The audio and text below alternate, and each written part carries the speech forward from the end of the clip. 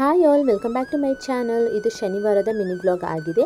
ಶನಿವಾರ ದಿನ ಹನುಮ ಜಯಂತಿ ಹಾಗೂ ಚೈತ್ರ ಪೌರ್ಣಮಿ ಇದ್ದಿದ್ದರಿಂದ ಅವತ್ತು ನಾನು ಮನೆಯಲ್ಲಿ ಬೇಗನೆ ಎದ್ದು ಮನೆಯನ್ನೆಲ್ಲ ಶುಚಿಗೊಳಿಸಿ ಹಾಗೆ ದೇವರ ಸಾಮಗ್ರಿಗಳನ್ನೆಲ್ಲ ಸ್ವಚ್ಛಗೊಳಿಸಿ ನಾನು ಪೂಜೆನ ಮಾಡಿಕೊಂಡೆ.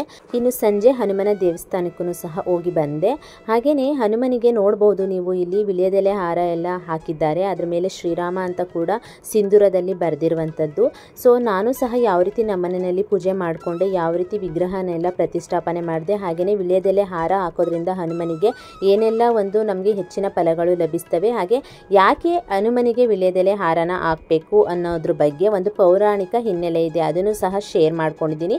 ಈಗ ಆಲ್ರೆಡಿ ನಾನು ನನ್ನ ಯೂಟ್ಯೂಬ್ ಚಾನಲ್ನಲ್ಲಿ ಒಂದು ಬ್ಲಾಗ್ನ ಅಪ್ಲೋಡ್ ಮಾಡಿದ್ದೀನಿ. ಸೊ ನಿಮಗೆ ಏನಾದರೂ ಟೈಮ್ ಆ್ಯಂಡ್ ಇಂಟ್ರೆಸ್ಟ್ ಇತ್ತು ಅಂತ ಅಂದರೆ ಒಂದ್ಸತಿ ಚೆಕ್ ಮಾಡಿ ನೋಡಿ.